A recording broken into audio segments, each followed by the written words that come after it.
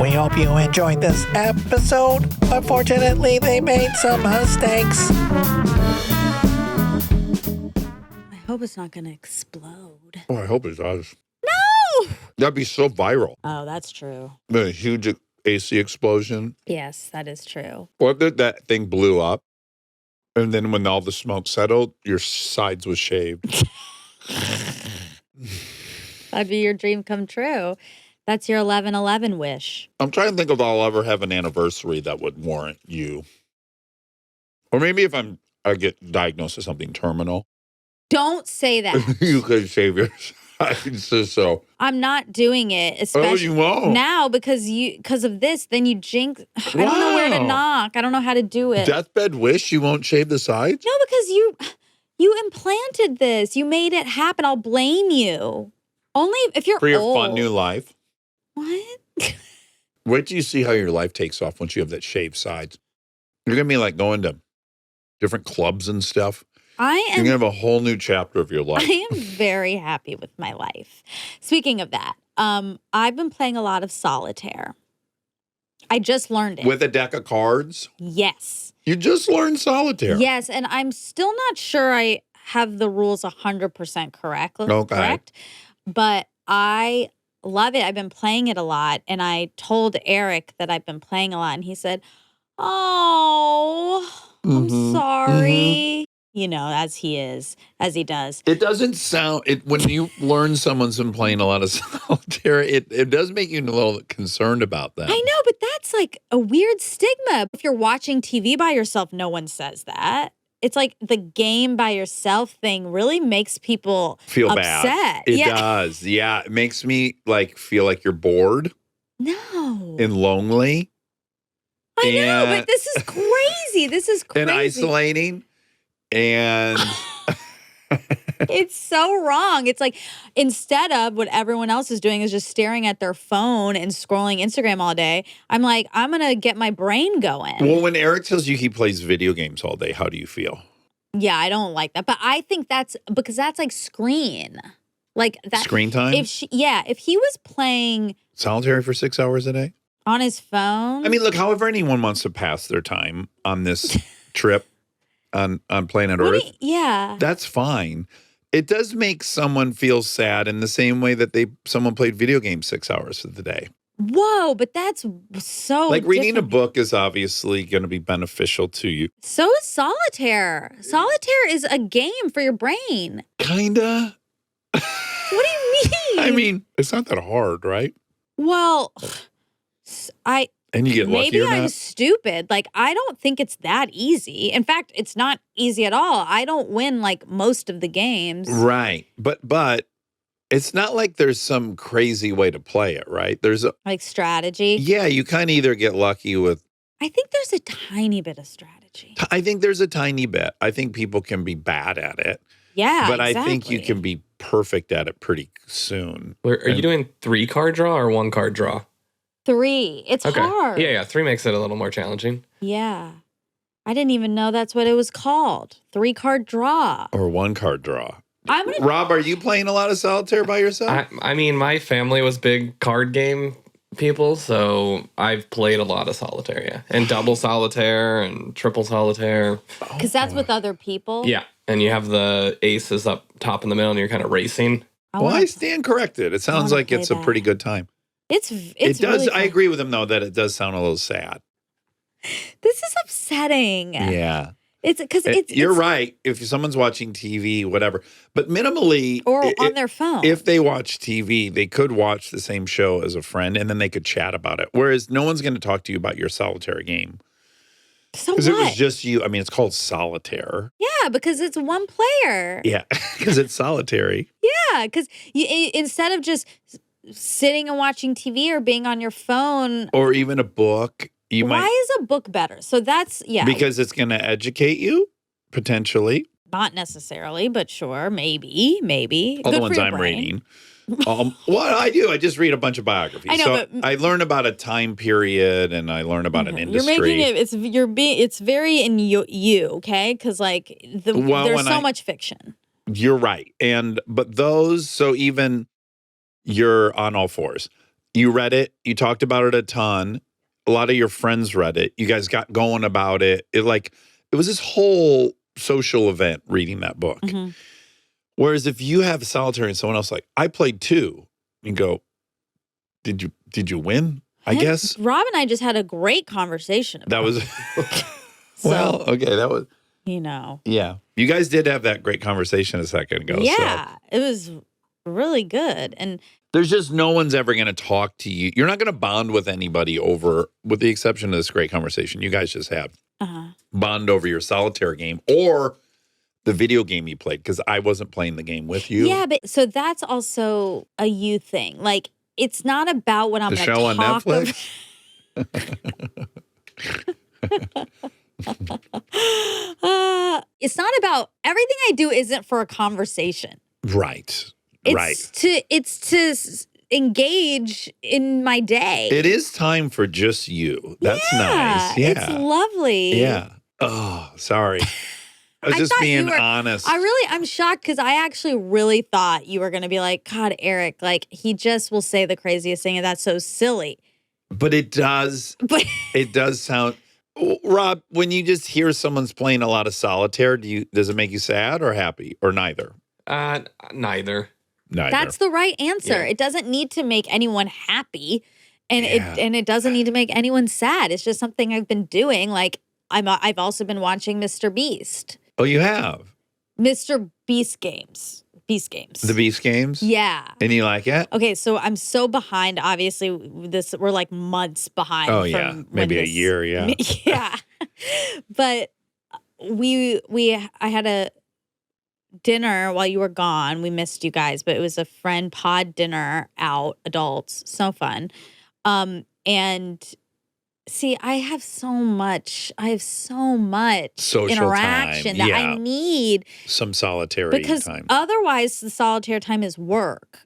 So I need solitary time that's not those things. That's play. Yeah. So anyway. Or maybe I'll try it. It's been a really long time fun. since I played solitaire. I mean, and to be fair, like I've been also playing with people. Like if I'm out with Jess or with Anna, sometimes we'll play together. Right. Not duel. We'll like both be playing. Yeah. That's fun too. Now your phone is interesting. That's a good analogy because in general, I also think your phone's kind of a time suck, but it is.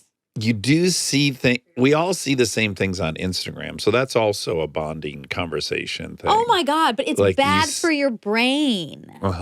And this is good for your brain. Yeah, potentially. Yeah. It's at least your brain is working. You are thinking. That's true. Problem solving. Oops. Oh, please hold. I forgot to put. I'm re-entering too. Okay. Anyway, so BeastGames. Yeah, tell me. So have you watched it? I tried. I couldn't do it. Really? Yeah, I don't. With the kids? I don't enjoy. Yeah, the kids watch the whole thing. Oh. I don't enjoy watching people have to make compromising decisions for money. I don't like it. But I understand the appeal. Interesting. But did you like Squid Game? Yes, but quite a bit. And Squid Game, the reality show. Yeah. Yes. Yeah, it's the same. It literally is the same thing, except there's more money on the table here. It's the most money they've ever given out. More dastardly things. Like it's almost every round you have to betray people, right? Well, ish, but that happened on Squid Games. Did too. It? Yeah, it did. Well, okay, so the beginning, sorry, spoiler. I mean, I'm not finished, so I can't really spoil very much. But right when they enter, there's like 1,000 people there or something. Is that right? It's outrageous. The episode I saw where they're all standing in that grid. Yes, they're all standing in a grid. There's the chance to win $5 million in this game, the most they've ever given out on a game show. Mm-hmm. In addition, there's a side challenge that happens where they could win a $1.8 million private island. Wow. Yes. It's probably more work than it's worth, but. So I won't spoil what happens there, but I am past that part. So, okay, at the beginning, they have the opportunity when they first arrive, before the game even starts, there's $250,000. And he says, if you want to go home now, go over there. If one person goes over there, they get all $250,000. If two people goes, they split it. If three, it starts splitting, you know? And some people, like enough people did it so that it was like $21,000 each people got. Yeah. I was like, fuck yes. That is definitely how I'm playing that game. Get your 21 grand and get out of there. Get out. You haven't wasted any. You got, that's literally free money. You haven't had to do anything. You haven't had to hurt anyone or betray anyone or do anything physical. That's like 11-ish people picked that, or 12 or something? Yeah.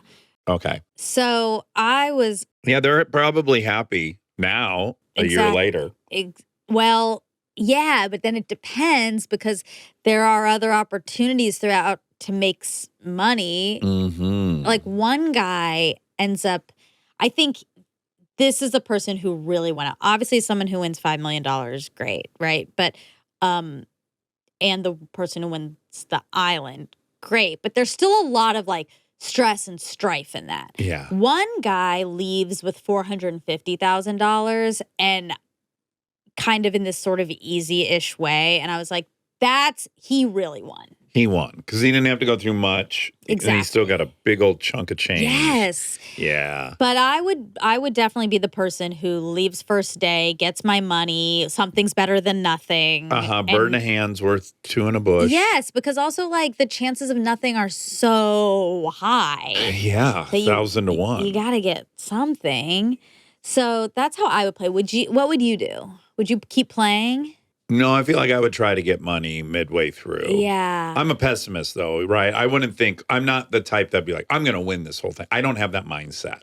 Yeah, which is so weird. I know. You're mixed messies. I know. I'm this weird mix of competitiveness and I surrender easy. I feel like you would actually be very good in it because there's like there's like brain stuff and there's physical challenges. Yeah. One of them, they're on a team and they like have to pull a monster truck like with their body and get it over speed bumps and stuff. I think you'd like that one. Yeah, physical. That sounds fun. There's like sprinting. Anyway, but there is a lot of betrayal and then there's a lot of self-sacrifice. And it was making me think a lot about that. Like the people who, they just walk away to help other people. There's also, because I don't think this is a spoiler, enough people have heard about this. There's a challenge where there's there's all these people, right? 4 lines of them. And then those are the teams. And then the 4 teams have to pick a captain from each team to represent the team, basically. And they go up and number amount starts increasing on the clock, a money amount. And if they press the button, they get to keep that amount of money and stay in the game, but their whole team gets eliminated. Oh, boy. So they're picking people who are going to be like, no, I promise I just won't press it. Yeah. And that's so much trust. How high do you think that dollar amount gets to? 500,000. $1 million. Nobody presses it. Nobody pressed it. I was so moved and like, but then like later in the game, I'm like, then they leave. That's probably why I don't like the game. Okay. We're probably getting to because you think it's unfair? No, I think I know I would be selfish. Yeah. And I'd feel bad about being selfish. And when I watch it, it's just like there are good people all out these there. Opportunities. And I just picture me at 24. I know. And if I could have had $1 million and these strangers got nothing, and I'd already convinced myself they're not getting anything anyways. I know. Like, that's probably why I don't like it, because I know I would probably be selfish. But you probably wouldn't get picked. Probably not. Or, because do you think you'd be the type, because yes, you might be the type to press it, but would you be the type to be like, them? Exactly. No, so wherever my shadiness on the spectrum exists, I'm a 6 or whatever. Yeah. Where like I think I'd be unhappy with my decisions, but also I wouldn't I wouldn't have the full lying thing. It's like, let's put it this way. I don't want to say a regret because I love everyone I ever had sex with. I feel grateful for it. Great. I do. Okay. So I don't really have regrets like I want to take any back. Right. But I recognize some girls liked me a lot and I hurt a lot of girls. Okay. And I hate that part. Sure.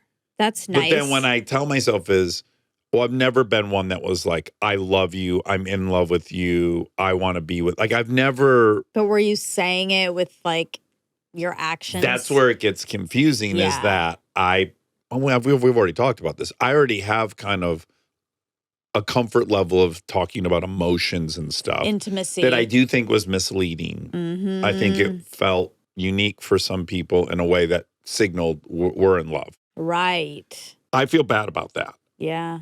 But also I feel good about the fact that I also was never deceptive like a lot of dudes I know that told girls they loved them, told them they didn't have a girlfriend. Straight up lie. No, I told people if I had a girlfriend. I told people. But straight up lying is different than deception.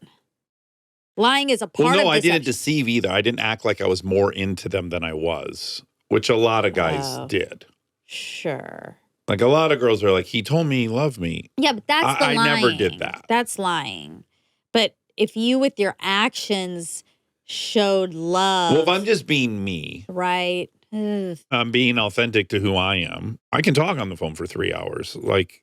Yeah. For some guys, the only person they can talk on the phone for 3 hours to is the person that they fall in love with. Right.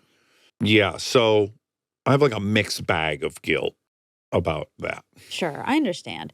So, but yeah, I don't think you would be in front of the team, I don't think, and be like, guys, I'm the most honest person here. I'm so honest. selfless. It doesn't matter if that thing gets to $5 million, I'm not pressing it. You wouldn't say that. No. Right? No. Unless I really believed it.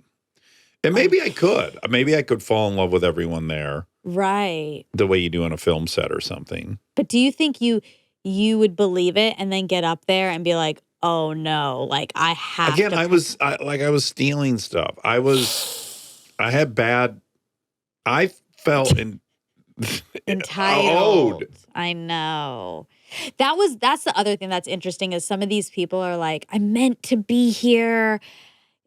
It's working out for me. And I'm like, because all those people left on their own volition. Like, it's not you're meant to be here. It's people's sacrifice for you. And now you're here. Yeah. And I don't like that there's no like, wow, a lot of people gave up a lot of opportunities for me to be standing here. Yeah. And I guess I feel like I've only stayed as moral as I have with a lot of effort. And I just don't need any situations tempting my morals. I'm just too insecure about my own moral compass. Then, not now. I could play the game. Well, yeah, obviously now, that we can't think about when you have means. Like, obviously, that's a different scenario. I think about this all the time, though. It really is like I don't think anyone really even knows who they are, in a sense. I agree. Like I am. I'm the product of so much good fortune. I think a lot of people would describe me as super generous. I was also super greedy and wanted money so fucking bad I would have stole. So in this abundance, I've been able to help a lot of people. Yeah. And I'm a version of myself now that I'm quite proud of. But I have to be honest about I'm in a situation where it's a lot easier for me to do that now. Exactly. So like, that's another thing. It's not really fair to judge the people in the situations who are really desperate. No, I know. That's why this is complicated. That's why it's so interesting. It's like, I don't really blame a lot of the people who are, I mean, they're like, I'm here to win. And like, I understand that. That's why they're there. They're there for a game. Yeah. But there's also like invisible lines that are just getting crossed. Like there are these two brothers that there's this one game where they're broken up into threes and then they have to go in this cube and decide one person has to leave. Okay. Or they all leave. And within 5 hours, they have to decide this, right? And in one of the cubes, there is these two brothers and this like young girl, and they're so manipulative, manipulative and horrible to her, and like bullying and bad. And I was like, I hate you guys. Yeah. And I understand you're there to win, but this is fucked up. Like there are lines. Yeah. I guess what I'm saying is, and this show is not, I'm not in judgment of this show. Oh, no, I know. Yeah. But overall, I think people are pretty critical of people in rough situations that have never been in those situations. And that's a little bit of a sensitive spot for me, right? I fully agree. Like when people are judging how people are acting in the fucking white trash neighborhood or in here, I'm like, yeah, you're not there. You really got to be there to. Yeah, I absolutely agree. I think over time, through hearing people's experiences and having my own, like, I used to feel like, oh, there are things I would absolutely never do. I would just never do them. It would never happen. Yeah. And now I don't think that. I think there are scenarios in which I would do anything. Uh-huh. And knowing that is helpful because it gives grace to everyone else who's doing stuff. Yeah. But, So just when I see a situation that's been constructed to test people who are vulnerable, it's hard for me to enjoy it. I understand. But there are Human. people, that are like, I'm going to go. Like, I'm going to do it for these people. Uh-huh. And that's beautiful. Like, and it is a sweet reminder that we can make those hard decisions. We can make the decision to be selfless. Stay tuned for more Armchair Expert, if you dare.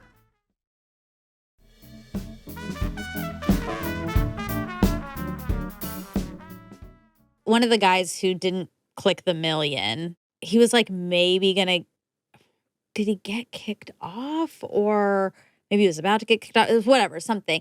And Mr. Beast was like, do you wish you had taken the million? Yeah. And he was like, I was happy with who I was before I was offered that. I'll be happy afterwards. And I was like, well, that's a great attitude, I know. But heartbreaking. I know. Then I really wanted him to have $1 million. I know. I just want everyone there to get $1 million. I know. But yeah, and also just people are there for a lot of different reasons. There's like horrible, sad stories. There's just like, I'm here to play this game, which is, I think, fine. Yeah. Then that becomes tricky. It's like, do they not get to because this other person has a like because they're single worse to trigger any of your? Not until now. Oh, well, I can see where. Oh yeah, it's like this single person versus a family. Yeah. Oh. Yeah, I know that's a zone for you. Yeah, that's not fair. Okay. So I don't like that at all. Anyway, it's interesting. It is. It's an interesting thought, like human experiment. Well, I'm swirling with all this because, again, as I've updated you several different times, I have really enjoyed being somewhere else for 2 months and really observing how everyone does everything. Mm-hmm. I've been finding it endlessly fascinating. Yeah. I mean, I really feel like I'm doing an ethnography on it's Nashville. fascinating. And I got into a fun conversation over dinner with Hayes, Huey's wife, about kids. And I'm like, look, I see that kids are raised differently here in the South. And I also see the value of it. And I also have a different kind of philosophy. What do you think the philosophy is there? Well, like there, most of the kids they'll say Miss Kristen or Miss, right? You always say Miss or Mister. So that's like deference and respect for elders, which is lovely. That's a great thing. I think I'm really good at assessing what a potential outcome is that I have to take very seriously and work backwards from that. I think I'm a good reverse engineer. Mm-hmm. So I'm like, look, I know Lincoln. I'm the same way. It was a big thing for me that my vote wasn't the same as everyone else's. I didn't understand why my being younger meant I had less value in any situation. It was very hard for me. And when my dad wanted to break that spirit of mine, I just wrote him off. Right. And it was so easy for me. It was hard for him and super easy for me because I'm so determined. And if you fuck with me and try to tell me I can't be who I'm going to be, I'll go nuclear. Right. It's a character defect. I don't like that I'm this way. But again, when we've talked about this before, and I do want to say that you're not like your dad. Your dad left you. There are lots of reasons for you to have a skepticism of his authority. Like, you are not like that. That's true, but I think I would have been the same even if he was better, right? Like, I don't know. We don't know. I think if I get it in my head, you're trying to prevent me from having the experience I deserve to have here in my autonomy to choose my experience. If I think you're standing in the way of that, then it's not hard for me to be away from you. It's so interesting though, because yeah, and like it might be a disservice to getting along with other people. Like if it's just like, it's my way and I'm going to do it and I'm not going to listen. Like this is a character defect. This is not a virtue of mine. I know that this is a character defect. Okay. No, in my head, it sounds different than you just framed it, right? For me, which is like, I'm not going to ask you to be anything you're not. And in respect, you're not going to ask me to be anything I'm not, right? Like, I think I have an ethic in my mind that is very defendable. Right. But there's cooperation and there's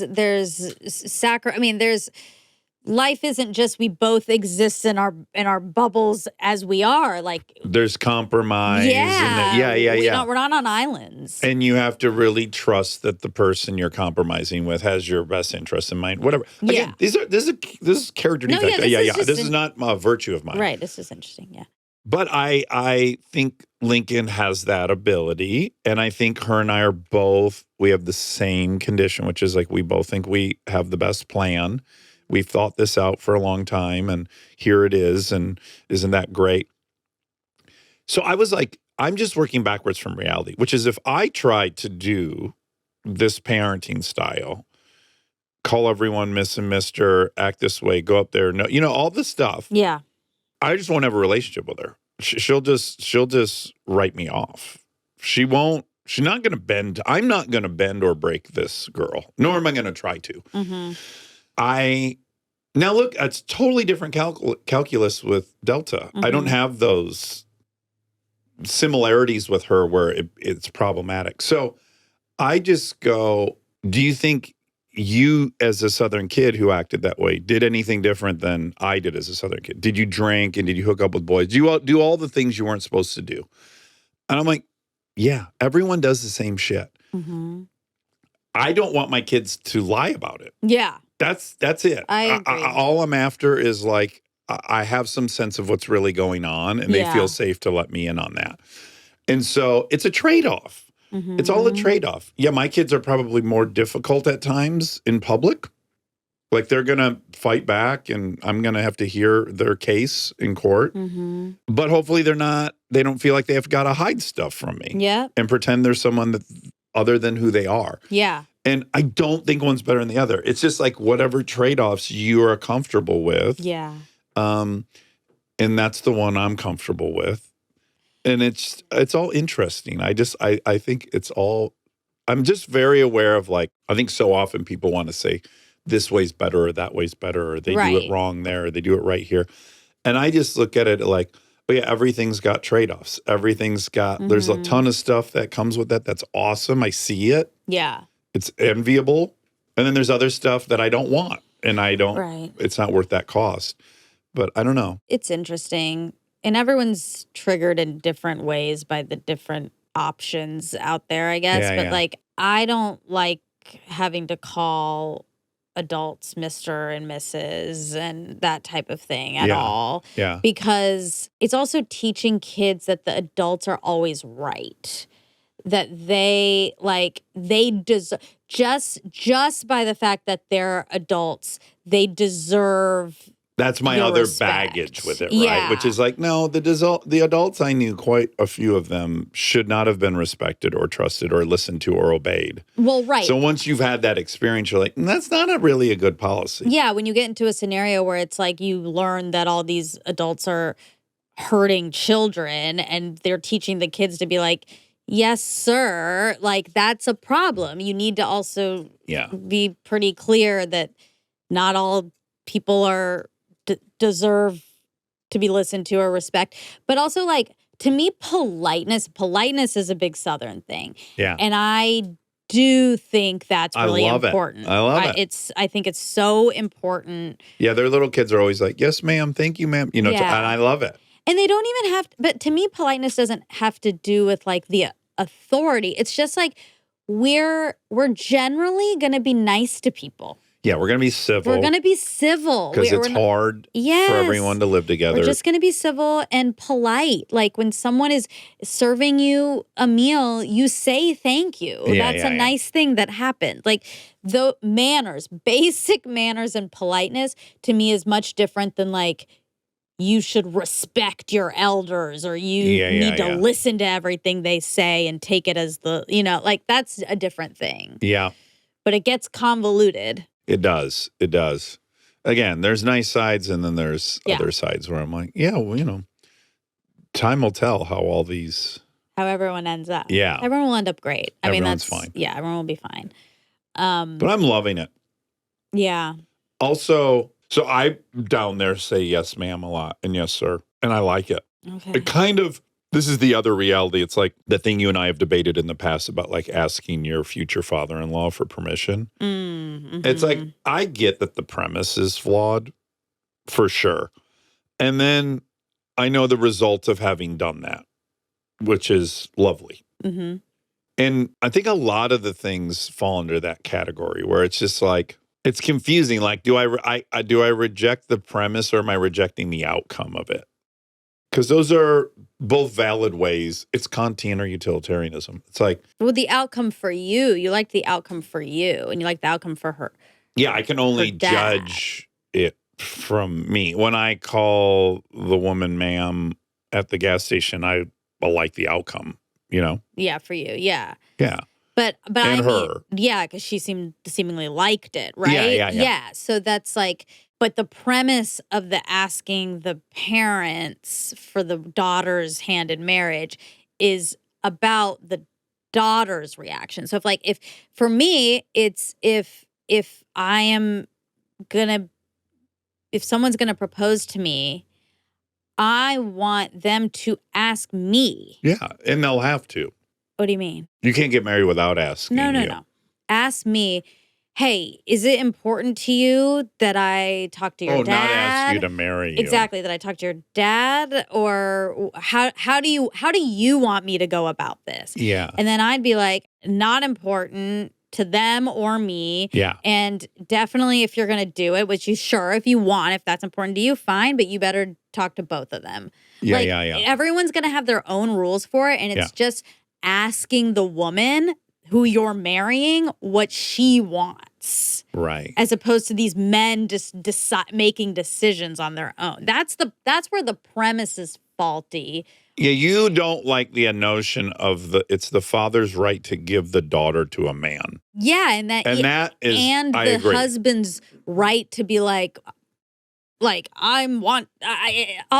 that's the premise, right? So that's what I'm saying. Yeah, the premise is flawed. Exactly. But the act itself isn't, will you give me permission to marry your daughter? Because we both know I will, whether you say yes or no.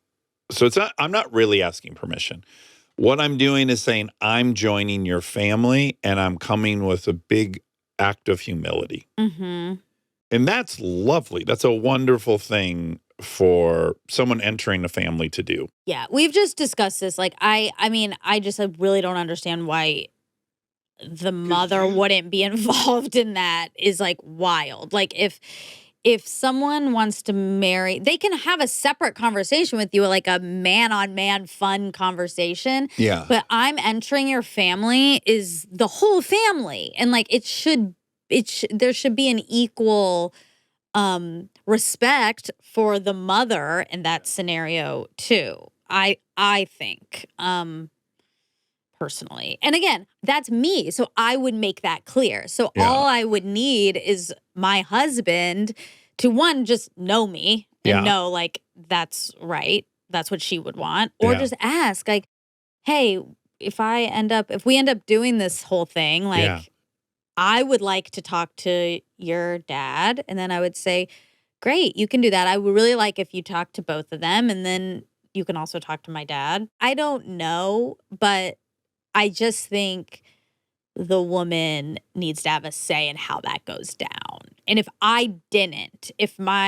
my husband went to my dad. I mean, I wouldn't like be mad. But also when I told my dad this, he was like, this is crazy. He didn't want anything to do with it. It's like, why would they do that? Yeah. For him, and he was like, you need to, like me, Monica needs to do that. He was like, you need to come to us and say, hey, I'm like, this is serious with this person. We're probably going to get married. Not can I? There's no, they are under no illusion that they I don't have think anyone permission. is, you know? No, but they really are not. Like, they are not like, you owe us that. They're just like, you're our kid. You are the one that needs to communicate with us. Yeah. Which was good for me to know, too, because I could see me being like, oh, yeah, we got engaged last month. Uh-huh. They'd be upset. And married last week. Yeah, we're married. Yeah, just different ways of being. So traditions are cultural and they're different and nothing's right or wrong. Yeah. It is, to me, what's right or wrong is whether the people think it's right or wrong. That's at the end of the day, like. That's right. If everyone enjoyed the whole thing. Then great. Yeah. Yeah, absolutely. All right. Well, I'm going to keep watching BeastGames. I'm going to keep playing Solitaire. Okay, great. Happily. Okay, great. And I'm going to be excited for you that you're playing Solitaire. It's a real good activity. It's good for your brain. Yeah. And you're enjoying it. I am. Yeah. You're not very good at it, but. It's just that I miss it. It's like, wait, I could have moved this over a long time ago. Oh, so you are seeing some room for improvement. Yeah. Okay. And you know me, I like to be the best version of myself. That's right. And I'm impressed you're sticking with Mahjong because you're losing pretty. No, Mahjong is not a game right? like that. Like, you aren't going to win every game. Mm-hmm. If you win once, it's like great. Ever. It's hard. But you were It's just so beat by a fun. 10-year-old repeatedly. 3 times. Yeah. That speaks more to her than it does to any That's of us. impressive. Yeah, very impressive. All right, let's do some facts. Okay. All right, this is for Nancy. Twins. Oh, what a fascinating episode. Twins, we're never going to be sick of talking about twins. Twins for the wins. Yeah, this won't be our last twins episode, I'm predicting. We love this. There really aren't very many facts, again, because she provided them. I'm going to, we talk about the Olsens. She feels like they're identical. You feel like they're identical. But I am obligated to say that they believe they're fraternal. It's on the internet that they're fraternal. Obviously, they haven't done any DNA testing. They have said they never did DNA tests, which means they actually just don't know. They don't know. So that's what I'm going to, we don't know. Right. They don't know, but the twin expert and I know. No. And she's an expert, and I dated one of them. So I feel like we're pretty qualified. No, you're not. Okay. Nope, you're not. I do think they look so similar. I am going to give you guys that. You never knew when they were babies before nurture got involved. It's not like anyone in the world ever knew when they swapped them out on that show. You can't swap out fraternal twins and get that kind of consistency. But maybe you can sometimes. They're definitely identical. Okay. I agree with her. Okay. Yeah. Well, that's not definitely because this is a fact check and I'm here to say we don't know. Okay. She quickly mentioned something about men being better at spatial awareness, which they are. A common test used to assess spatial ability involves mentally rotating 3D objects. Studies consistently show that on average, men perform better on these tasks than women. However, this doesn't apply to all spatial tasks. Just the important ones. Okay. For example, some studies showed no significant difference between men and women on tasks involving spatial navigation or spatial working memory. She also said women perform better, conversely, on verbal tasks. I didn't look that up. I was brainstorming about the difference between men and women a little bit because, of course, as we had guests, Kristen and the other mom were really bonding over whatever new food everyone's supposed to eat. And, it's like women really, they find out about quinoa about a year before men do. And then they, I forget what this, cardamom. They're going on about cardamom. Blake and I are like, what the hell is cardamom? But I was thinking, Cardamom's been around for so long. It's actually used in Indian food constantly. yeah, and it's having a resurgence right now. You can get it in a lot of drinks and stuff. Oh. It's not like it was an add-on in the 80s, but now it's a pretty popular add-on. And I was thinking evolutionarily, it does make so much sense because when you live in an area and you're hunting the same 3 animals every single day. It doesn't change. But there are so many seasonal berries that are in bloom. Then there's seasonal tubers that are in bloom. Then seasonal fruit. Like, it makes sense that women were way more on the lookout for whatever was new and in season, whereas guys are just like, I killed deer. That's what I do. I'm never going to be killing, a unicorn. There's not going to be any new animals that pop up this season. This is what I hunt, period. Done thinking.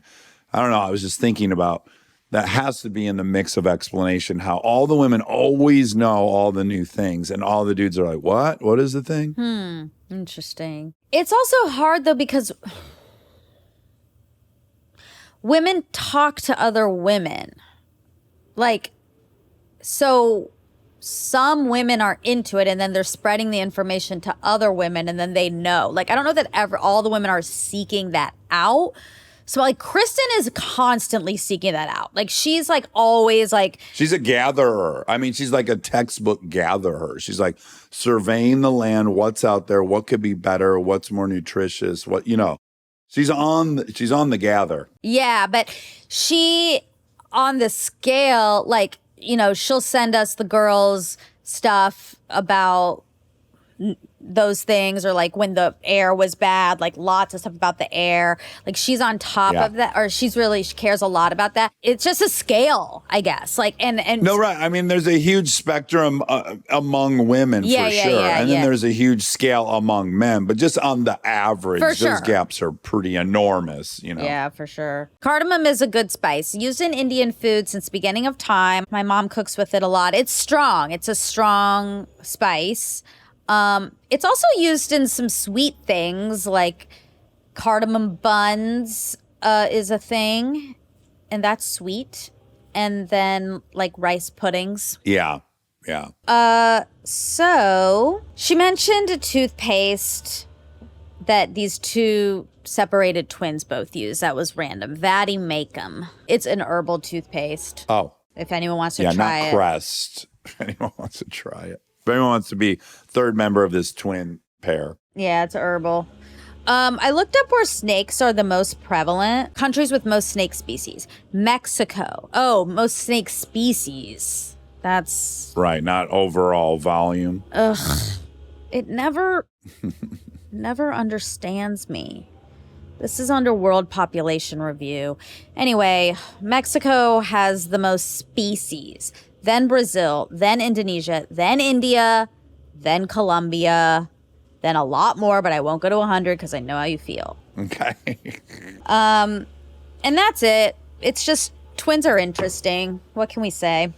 They sure are. Fascinating. Identical copy of yourself. I know. Would you want one or not? Yeah. Well. Wow. I don't want one.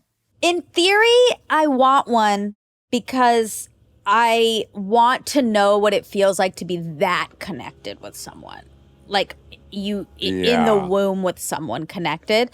But in practice, I probably don't. I probably would feel competitive. But maybe you don't because you just love them so much. It wouldn't be about my relationship with my twin as much as I'd be envious of having to split my attention with the rest of the world all the time.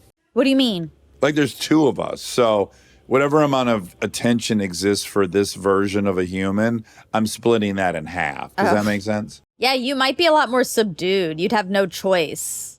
Yeah, I would be like, I guess I'm not going to be able to be unique. There's already another one of me. I have terminal uniqueness. That's why I'm saying it wouldn't be a good But it would actually be a good. It would be good. It would be like the cure. But also the irony is that the irony is that it is the most unique to have a twin, identical twin. Yeah, I guess you get a bump from being a freak show. You know, like people are going to be more interested in you for that aspect. But I have a twin. His name's Aaron. He's a good twin. Okay, yeah. There's a really funny episode of Friends. Phoebe has a twin. Phoebe lives with Rachel, okay? And Rachel is buying a bunch of stuff from Pottery Barn. But Phoebe doesn't like the stuff from Pottery Barn. She wants her stuff to be unique and vintage, one of a kind. And so they go over to Ross's house to watch a TV movie or something. And he also has a piece from Pottery Barn that Rachel had.